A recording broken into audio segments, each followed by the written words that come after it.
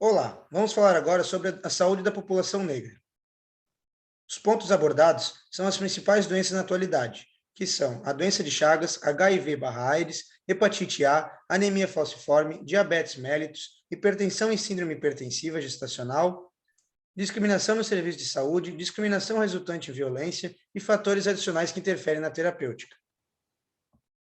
A doença de Chagas é uma doença tropical causada pelo parasita Trypanosoma cruzi e propagada principalmente pelo inseto Tratonídeos, mais conhecido no Brasil como inseto barbeiro. A doença de Chagas possui uma fase aguda e uma fase aguda que pode durar cerca de 2 meses e, caso não tratado, segue para uma fase crônica, que é assintomática, e pode durar muitas décadas. E estima-se que 1 a cada 3 pessoas vão desenvolver problemas digestivos e cardíacos que podem acarretar a morte. E apenas 1 a cada 10 pessoas são diagnosticadas. Estima-se que existem no Brasil aproximadamente 4,6 milhões de pessoas infectadas com a doença de Chagas aguda, e predominam os casos crônicos. Entre 6,7 milhões de pessoas afetadas no mundo e 12 milhões de pessoas morrem todos os anos dessa doença. De acordo com o Sinavan, o Sistema de Informação de Agravos de Notificação, SINAM, houveram 163 casos de TCA, sendo 86% da raça negra, e a taxa de morte por doença de Chagas, segundo raça e cor, é quase 3 vezes maior na população negra do que na branca. Em um estudo de corte realizado no município de Bambuí, em Minas Gerais, buscou a existência de uma correlação entre a ancestralidade africana e a presença de anormalidades no eletrocardiograma capaz de predizer uma maior mortalidade em pessoas afetadas pela doença de Chagas. Entretanto, revela uma forte relação independente de prevalência da doença na população negra, que pode ser decorrente não de uma situação genética, e sim de uma situação socioeconômica dessa população. Bom, a infecção com HIV não tem cura, mas tem tratamento e pode evitar que a pessoa chegue ao estágio mais avançado de presença do vírus no organismo, desenvolvendo assim a síndrome conhecida como AIDS. A transmissão do HIV se dá por meio de troca de fluidos corporais, como, por exemplo, o sangue, o sêmen, secreções vaginais e até o leite materno. Ela não acontece por meio de interações comuns do dia a dia, como abraçar, beijar, dividir objetos ou até mesmo alimentos. O tratamento para o HIV é denominado comumente de terapia antirretroviral. Mundialmente, de acordo com números divulgados pelo UNAIDS, 37,9 milhões de pessoas vivem com HIV. Apenas em 2018, 1,7 milhão de pessoas contraíram o vírus. Desde o início da pandemia, já foram contabilizados ao redor do globo aproximadamente 770 mil mortes por AIDS. Em 2013, a maior taxa de detecção de AIDS foi registrada em homens da raça e cor preta, e de acordo com os últimos dados do Centro de Referência e Tratamento de AIDS de São Paulo, colhidos em 2014, o risco relativo de a população negra morrer por consequências do vírus HIV é 2,4 vezes maior do que a população branca. Em 2006, o levantamento indicava que homens negros tinham risco 25% maior de contrair AIDS do que os brancos. Já em relação às mulheres, a porcentagem é mais alarmante. Mulheres negras têm risco 51% maior de contrair a doença. O maior desafio na luta contra o HIV é atingir as populações vulneráveis, representada principalmente por gays, negros e pardos, além da população trans. Algumas estatísticas de estudos apontam para a prevalência da infecção pelo HIV em 33% nessa população. A exclusão social historicamente sofrida pelos negros e pardos no Brasil é agora escancarada pelo impacto e abrangência do HIV. Notavelmente nesse grupo, assim como na população trans, os direitos básicos muitas vezes não chegam e a informação sobre educação em saúde também não. Com isso, mecanismos de inclusão para indivíduos afetados, como centros de acolhimento, representam locais de segurança para poder existir e estudar, aprender ofícios e promover oportunidades de vida para além do trabalho que envolvam risco à saúde, como prostituição e tráfico. Além disso, servem como locais onde possam obter informações sobre saúde e prevenção de doenças como infecção pelo HIV. Agora eu vou falar um pouco sobre a hepatite A, que é uma infecção viral transmitida via fecal-oral e que está associada ao nível socioeconômico, em vista do grau de saneamento básico e também das condições de higiene de uma população. Mas é uma doença que vem diminuindo devido ao maior acesso à água encanada, em conjunto com a vacinação infantil. De acordo com o censo de 2010, mais de metade da população que não tinha a cobertura de esgoto era a população negra, o que justifica a preocupação com essa doença.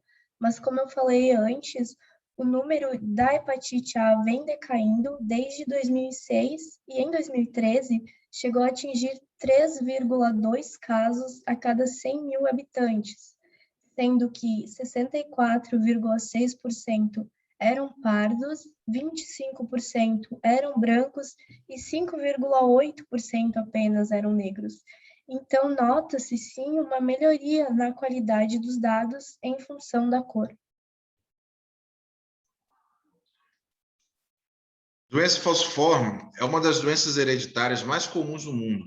A mutação teve origem no continente africano e pode ser encontrada em populações de diversas partes do planeta, com altas incidências na África, Arábia Saudita e Índia. No Brasil, devido à grande presença de afrodescendentes, que são uma das bases da população, a doença falciforme constitui um grupo de doenças e agravos relevantes. Por essa razão, foi incluída nas ações de políticas nacional de atenção integral à saúde da população negra, do Ministério da Saúde, e está no regulamento do Sistema Único de Saúde. A doença falciforme é uma alteração genética caracterizada por um tipo de hemoglobina mutante, designada como hemoglobina S ou HbS, que provoca a distorção dos eritrócitos, fazendo-os tomar forma de foice ou meia-lua. A expressão doença falciforme define as hemoglobinopatias nas quais pelo menos uma das hemoglobinas mutantes, que é a HbS, a doença falciforme mais frequente são a anemia falciforme ou HBSS, e a S-beta-talassemia, microdrepanocitose, e as duplas heterozigosas HBSC e HBSD. O diagnóstico é laboratorial, realizado pela detecção de HBS e da sua associação com outras frações. Assim, a técnica mais eficaz é a eletroforese, de hemoglobina em acetato de celulose ou agarose, com pH alcalino, que é variável de 8 a 9. A anemia falciforme pode se manifestar de forma diferente em cada indivíduo. Uns têm apenas alguns sintomas leves, outros apresentam um ou mais sinais. Os sintomas geralmente aparecem na segunda metade do primeiro ano de vida da criança e são crise de dor, síndrome mão-pé, infecções, úlcera na perna e sequestro de sangue no baço. A hipertensão arterial primária é, em sua grande maioria, sintomática. Consistentemente, tem se demonstrado nas pesquisas que cerca de 50% a 60% das pessoas diagnosticadas hipertensas desconhecem que o são. A hipertensão arterial é diagnosticada na prática ambulatorial ou em urgências médicas, quando uma de suas complicações é a razão do atendimento médico. A doença, que atinge de 10% a 20% dos adultos, é a causa direta ou indireta de 12% a 14% de todos os óbitos no Brasil. Em geral, a hipertensão é mais alta entre os homens e tende a ser mais complicada em negros, de ambos os sexos. Sobre a síndrome hipertensiva na gravidez, a proporção de gestantes que realizou o pré-natal e que teve orientação sobre sinais de risco na gravidez foi de 75,2% entre a população de mulheres, sendo que, entre as brancas, 80,8% receberam essa orientação, enquanto 66,1% das pretas e 72,7% das pardas receberam essa mesma informação. De acordo com dados notificados no Sistema de Informações sobre Mortalidade, o SIM, do total de 1.583 mortes maternas em 2012, 60% eram de mulheres negras e 34% de brancas. A mortalidade materna ganha contornos ainda mais graves quando se percebe que cerca de 90% dos óbitos poderiam ser evitados, muito deles por ações do serviço de saúde. A diabetes mellitus é uma doença na qual o organismo não produz uma quantidade suficiente de insulina, ou não responde normalmente à insulina, fazendo com que o nível de açúcar, que é a glicose no sangue, fique excepcionalmente elevado. E ela pode ser classificada em dois subtipos, principalmente, que é a diabetes mellitus tipo 1, que costuma manifestar-se na infância e se dá devido ao mau funcionamento das células B pancreáticas, ou até mesmo a sua destruição pelo próprio corpo em um processo autoimune, e que acarreta a não produção total de insulina. E também no subtipo, que é a diabetes mellitus tipo 2, que dá-se por problema na atividade reguladora da insulina e sua respectiva resistência tecidual.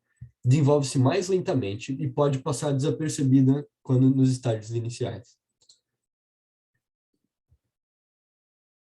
No Brasil, um estudo realizado entre 1987 e 1989, com uma população de 30 a 69 anos de idade, mostra que não foram identificadas diferenças na prevalência da diabetes entre negros e brancos.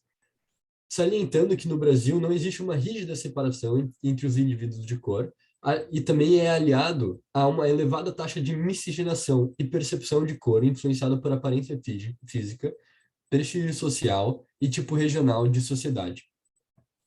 Mas existem mais registros de diabetes familiar entre os homens brancos, que chega a 26,7%, do que entre homens negros, que fica em 19,4%. Entre as mulheres brancas, tem-se 31,5%, em comparação com 22,2% para as mulheres negras, o que provavelmente indica uma maior dificuldade de acesso à saúde dentre os negros e maior desagregação familiar também entre eles. Podemos observar agora nesse gráfico que realmente não há uma distinção muito exacerbada.